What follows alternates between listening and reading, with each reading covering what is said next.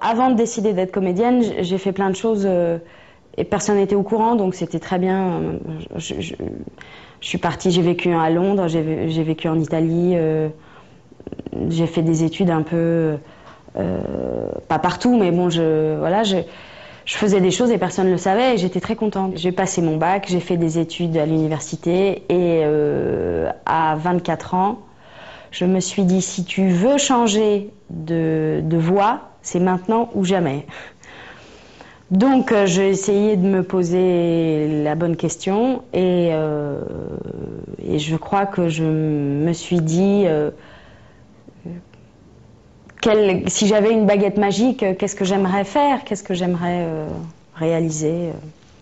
Et voilà, il n'y avait qu'une chose qui me venait en tête, c'était au moins en tout cas de prendre des cours de théâtre. Je peux presque dire que j'en crevais d'envie, mais je me l'interdisais parce que j'essayais de chercher les bonnes raisons pour ne pas le faire. Je me disais, c'est cliché, tous les enfants, les fils font ça, ça manque d'originalité, voilà. C'est joli de se dire qu'effectivement sa mère, sa grand-mère, son arrière-grand-mère, son grand-père étaient aussi comédiens. Oui, c'est joli comme ça, mais ça n'a aucune...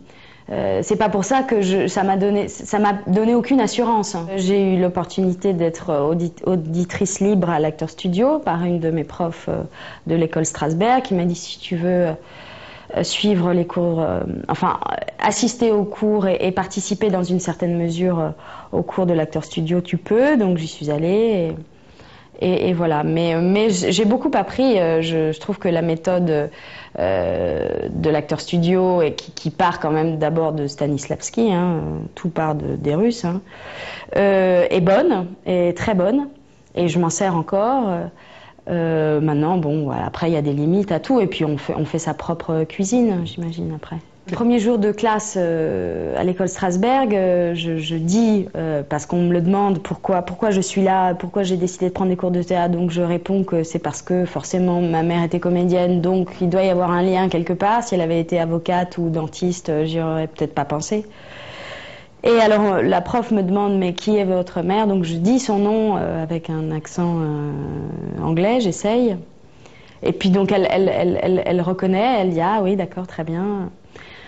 Et le cours durait 4 heures. Au bout de 2 heures, on sort en pause et elle est là, cette prof est là dehors avec moi et elle me dit, mais alors votre mère, elle fait quoi maintenant? Donc elle connaissait, elle avait entendu le nom, elle avait peut-être dû voir quelques films, mais elle connaissait pas non plus toute l'histoire. Je me suis jamais dit que j'avais gagné et je ne me le dis toujours pas aujourd'hui. En fait, quand je suis rentrée des États-Unis, j'ai rencontré mon premier agent par hasard, parce que c'est un ami commun qui nous a présentés. Je voulais attendre encore un peu, mais bon, il se trouve que je l'ai rencontré, qu'on avait le même âge et que je voulais un rapport, je voulais quelqu'un de ma génération comme agent.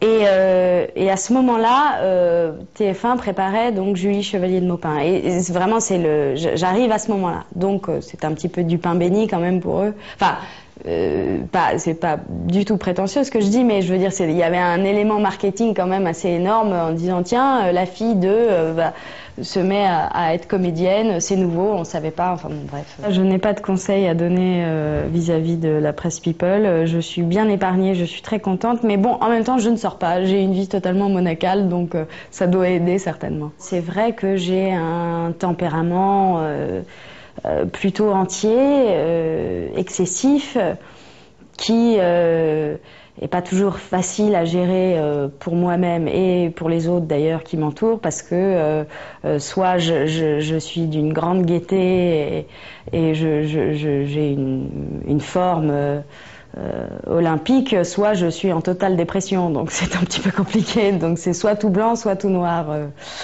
Voilà, mais c'est vrai qu'en même temps, c'est vivant, on s'ennuie pas. Voilà. C'est vrai qu'il n'y a pas beaucoup de demi-mesures, mais j'essaye de me tempérer un peu quand même.